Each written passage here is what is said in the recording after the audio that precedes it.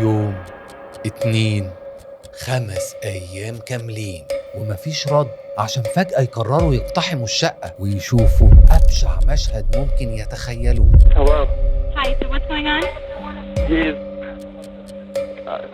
he's dead. He's in his bedroom. Okay. In the shower. Okay, how did this happen? Do you have any idea? No, we have no idea. Everyone's been wondering about him for Okay, well, a few days. she said that there was blood, so is it coming from his head? Did he cut No, his wrist? it's all over the place. جثة 27 طعنة ورصاصة في الدماغ ومحاولة واضحة لقطع الرقبة. المشهد كان مرعب لدرجة إن أول سؤال خطر على بال المحققين ما كانش مين اللي قتله، كان إيه حجم الكره اللي يخلي إنسان يعمل كل ده. هل كانت فلوس، انتقام، سلطة، ولا حب؟ الغريب إن الحقيقة كانت أصعب من كل الاحتمالات دي كانت قصة شخص ما كانش مستعد يخسر وقرر إن لو هو مش هيكسب يبقى محدش يكسب. فإيه اللي حصل؟ وإزاي وصلنا للمشهد المرعب ده؟ تعالوا نعرف الحكاية من الأول ومن غير فلتر.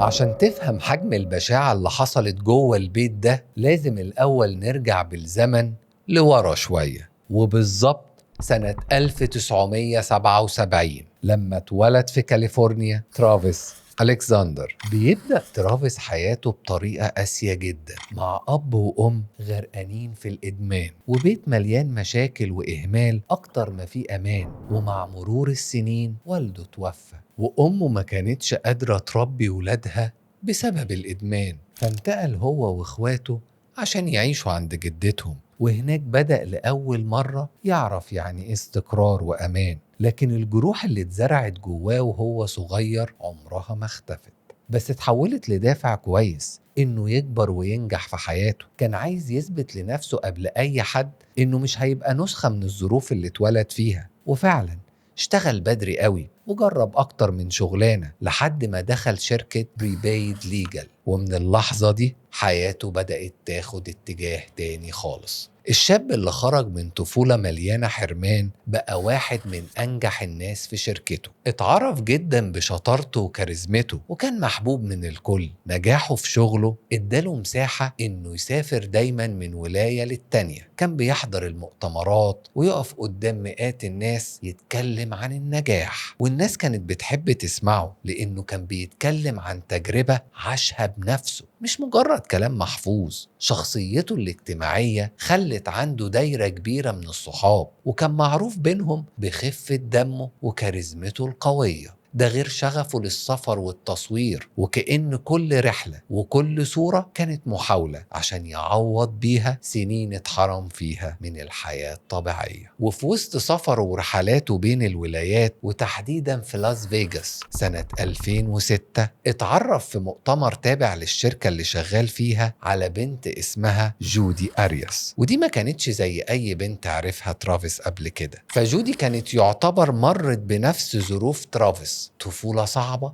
لأن أبوها وأمها كانوا قاسيين عليها جدا، دايما يضربوها ويهنوها. ومش بس كده، ده كمان ما خلوهاش تكمل تعليمها وخلوها تضطر تشتغل أكتر من شغلانة في حياتها، من ويتر في منتجعات وفنادق لموديل أحيانا لمصورة، لحد ما اشتغلت في واحدة من شركات التسويق. وقابلت ترافيس في المؤتمر، ومن تشابه الظروف بدأت قصة الحب. والمرة دي جودي كانت خايفة جدا تفشل في علاقتها زي كل مرة، فجودي دخلت علاقات كتير جدا بس كلها كانت بتفشل. والمرة دي ترافيس كان مختلف ودايما مطمنها، فبقت مستعدة تضحي بأي حاجة في الدنيا عشان بس تشوف ضحكة ترافيس وانبساطه. مهتمية بأكله، مهتمية بشربه، بمواعيده، بكل تفصيلة ممكن تبسط ترافيس. وده كان واضح جدا من أول يوم، لأن جودي كانت مبينة اهتمام وحب من نوع خاص جدا. كانت بتفاجئه دايما بالهدايا اللي بتبقى متفصلة على مقاس شغفه وحبه للتصوير، هدايا غالية ومحسوبة بالملي. بس الغريب ما كانش هنا، الغريب إنه حبها ليه وصل لدرجة إنها عشان تفضل جنبه وفي دايرته غيرت دينها واعتنقت نفس ديانته المرمون، وسابت حياتها وشغلها ونقلت تعيش في ولاية قريبة منه بس عشان تكون معاه. العلاقة دي كانت مريحة قوي في الأول لترافيس ومبسوط بيها، ففكرة إنك تلاقي حد بيحبك بالشكل ده ومهتم دايما بسعادتك كانت حاجة بسيطة جدا، وحاسس فعلا بالعوض على الفترة الصعبة اللي عدى بيها في طفولته. ونفس الكلام لجودي، وعلى مدار 2 وقبل ما الكارثة تحصل علاقتهم كانت كويسة جدا، وزي أي قصة حب كان في خناقات كتير برضه ومشاكل، لأن الاهتمام الزيادة بقى بيضايق ترافيس. بس على الرغم من كده إلا إنهم كانوا دايما بيرجعوا، لأن ترافيس كان عارف إن محدش هيحبه قد جودي، وهي نفس الكلام. وكان كل اللي حواليهم عارف بالجنان ده إنهم كل شوية ينفصلوا وبعدين يرجعوا تاني. ولحد هنا تحس إن كل حاجة شكلها منطقي بالنسبة لترافيس. أقل قصة كفاح ممكن تسمع عنها في أي دراما تلفزيونية، شغل ناجح، مستقبل واعد، قصة حب، وأصحاب حواليه في كل مكان، وحياة أي حد ممكن يتمناها. وده لحد هنا بس، لأن في آخر سنة 2007 وبداية 2008 الناس القريبة منه بدأت تلاحظ إن في حاجة اتغيرت. ترافيس اللي الكل متعود يشوفه هادي وواثق من نفسه بقى متوتر جدا ومش على طبيعته، وحاجات غريبة بدأت تحصل حواليه. كاوتشات عربيته اتقطعت أكتر من مرة، حساباته الشخصية تعرضت للاختراق، تليفونه بقى بيرن في أوقات متأخرة بالليل، ولما يرد ما يسمعش غير صمت. أصحابه سألوه أكتر من مرة إذا كان في حد بيضايقه أو بيهدده، لكنه كان بيبتسم ويقفل الكلام بجملة واحدة: ما تقلقوش، ده العادي. لحد ما جه يوم 4 يونيو 2008 وكان عنده اجتماع مهم جدا في الشركة، وترافيس من الناس اللي مستحيل يتأخر عن شغله، لكن الاجتماع بدأ وهو ما جاش. في الأول محدش استغرب، قالوا أكيد اتأخر في الطريق.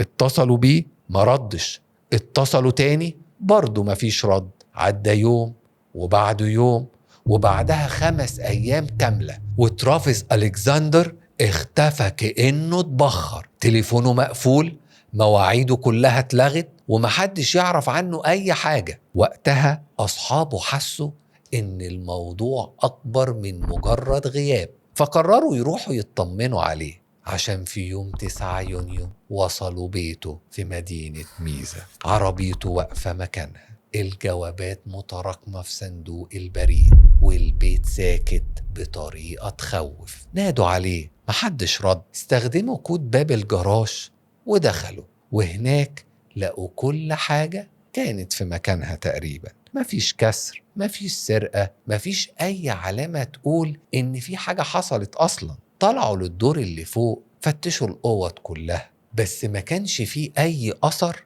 لترافيس، وكأنه ساب البيت خالص. لكن التخمين ده اختفى لما قربوا من باب الحمام، وبدأت توصل لهم ريحة صعبة جدا.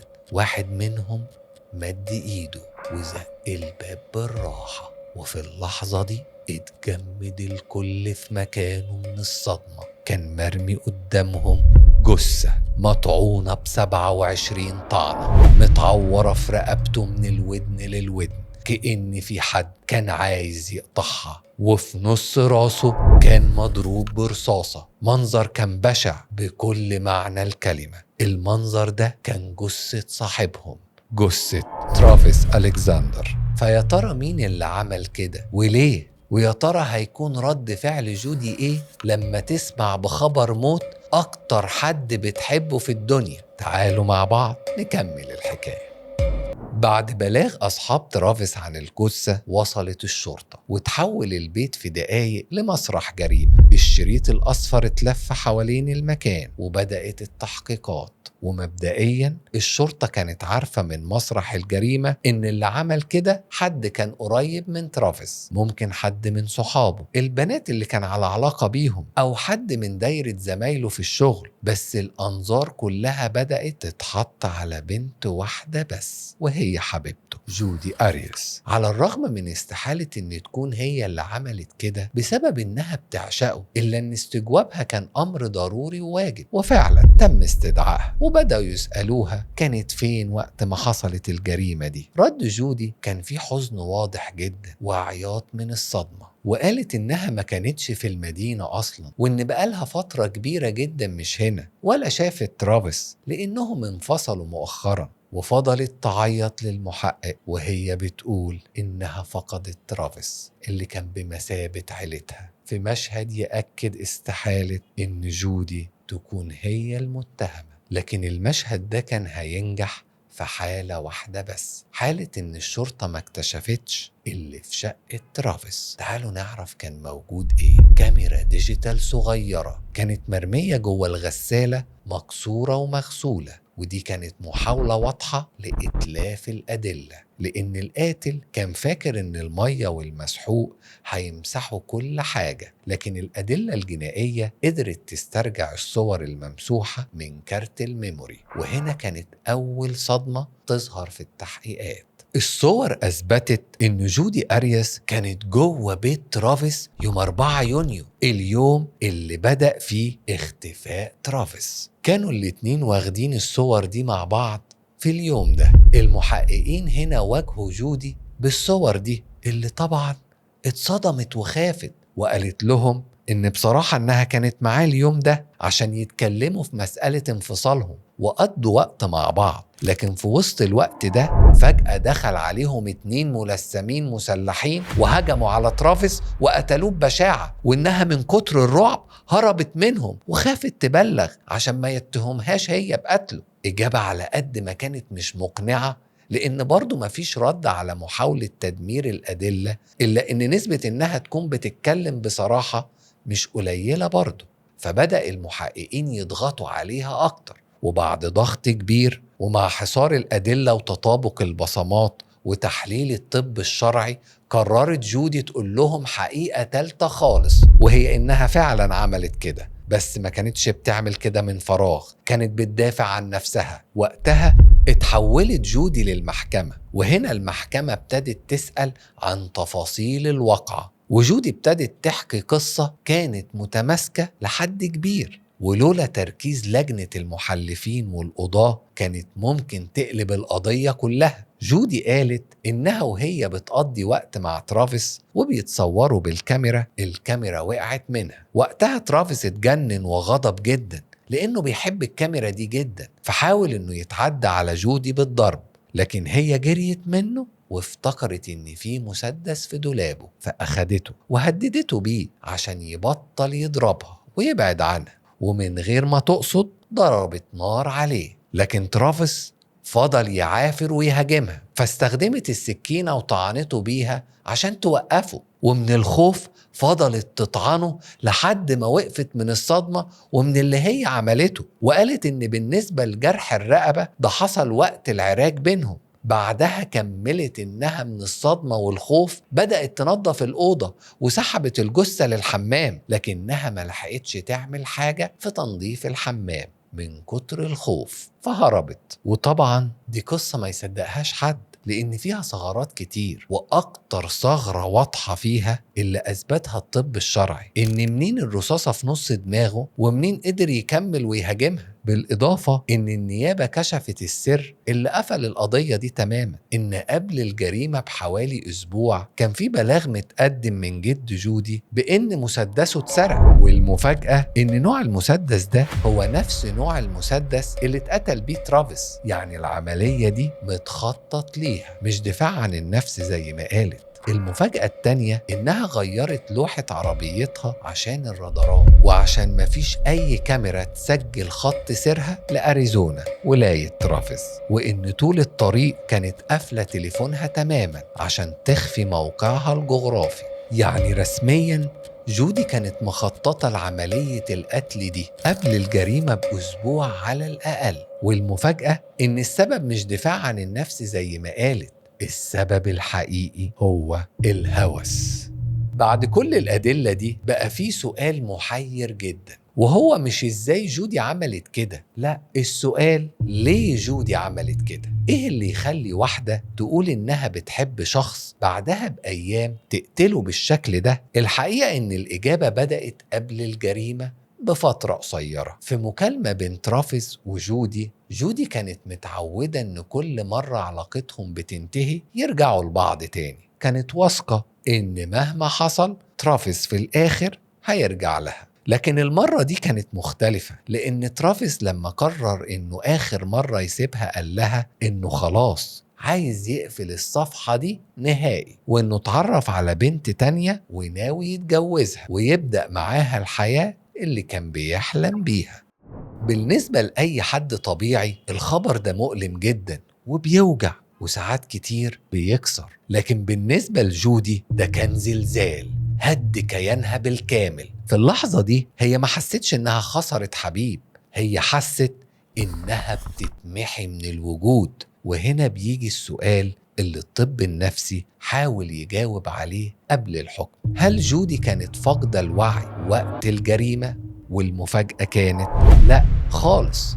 فالأطباء النفسيين جردوها تماما من أي ادعاء بالجنون أو الدفاع عن النفس، وشخصوا حالتها باللي بيسميه الدليل التشخيصي للطب النفسي DSM-5 باضطراب الشخصية الحدية. وده بيبقى شخص عايش طول حياته على طرف السكينة، مفيش عنده ألوان رمادية في المشاعر، يا إما بيشوفك ملاك نازل من السماء ويموت في التراب اللي بتمشي عليه. وده بيفسر التضحيات الخرافية والهدايا وتغيير الديانة ونقل السكن اللي عملته جودي عشان ترافس في الأول. يا إما أول ما يحس بالرفض تتحول في ثانية ويشوفك شيطان ولازم يدمرك. ومن جوه الشخصية الحدية دي بيبدأ يظهر الهوس. لو سألت أي حد هي ليه عملت كده هيقولك ببساطة لأن ده هوس. بس في الطب النفسي الهوس مش مرض لوحده، الهوس ده هو العرض الصريح للشخصية الحدية لما تحب.